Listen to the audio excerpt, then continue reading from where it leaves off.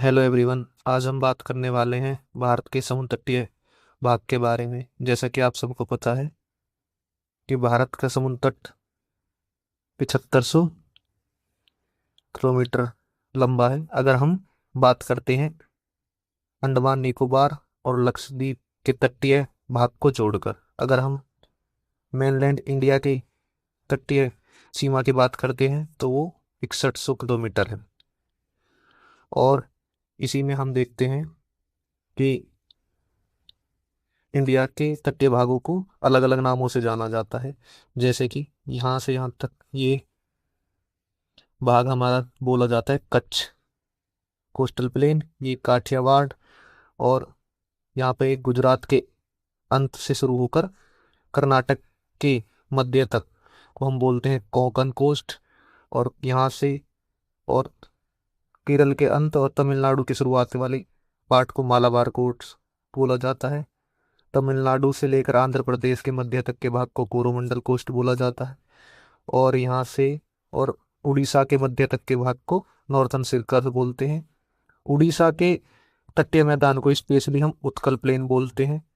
ये हमें महाभारत में भी इसका वर्णन मिलता है। अब हम बात कर लेते हैं मेजर इंडियन पोर्ट्स के बारे में।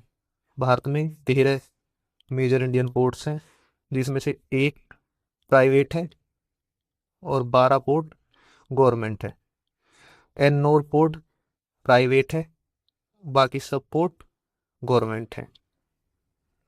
तो एक एक कर हम इनके सबके नाम पता कर लेते हैं। गुजरात में कांडला पोर्ट जो है ये एक मेजर पोर्ट है। वादिनार एक स्मॉल पोर्ट है जिसको हम मेजर पोर्ट की अकाउंट नहीं करते हैं। महाराष्ट्र में दो हैं, मुंबई और नावासावा, जिसे जेएनपीटी के नाम से भी जाना जाता है।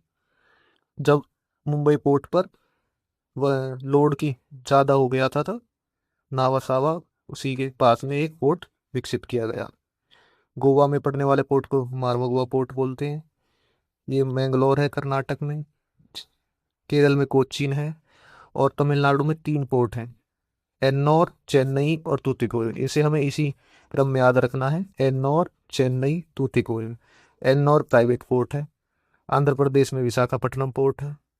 हल्दिया और पारादीप ये उड़ीसा में पड़ते हैं। सॉरी, हल्दिया और कोलकाता ये पश्चिम बंगाल में पड़ते हैं। पारादीप उड़ीसा में पड़ता है। Thank you.